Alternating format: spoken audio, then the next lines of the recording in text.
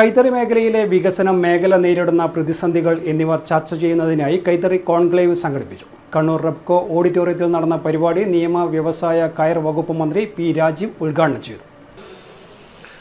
ഈ കോൺക്ലേവ് 2031 കൈത്തറി മേഖല എങ്ങനെയാകണം എന്ന് പ്ലാൻ ചെയ്യാനാണ്.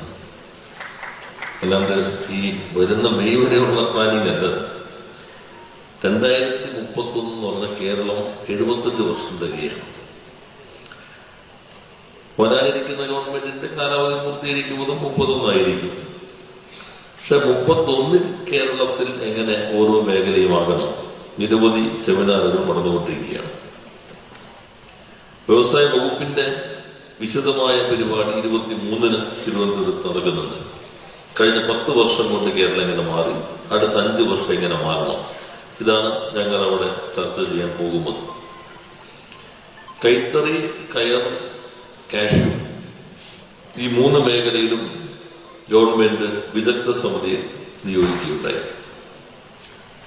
ഇതിപ്പോ ഈ ഗവൺമെന്റ് ചെയ്യുന്ന പ്രവർത്തനവും ഇപ്പൊ തുടങ്ങുന്നതല്ല. ഞങ്ങൾ ചുമതലയെടുത്തതിന് ശേഷം എങ്ങനെ ഈ മേഖലയെ നമുക്ക് വെല്ലുവിളികൾ നേരിട്ട് മുന്നോട്ട് കൊണ്ടുപോകാം. വ്യവസായ വകുപ്പ് principal secretary APM Muhammad Hanish IAS സ്വാഗതം പറഞ്ഞു.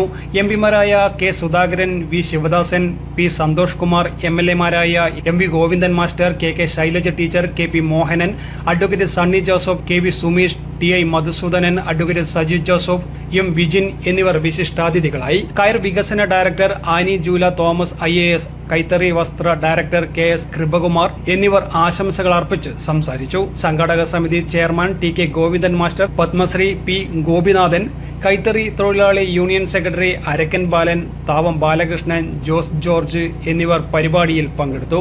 സമാപന സമ്മേളനം നിയമസഭാ സ്പീക്കർ N ഷംസീർ ഉദ്ഘാടനം ചെയ്യും. News desk, city news.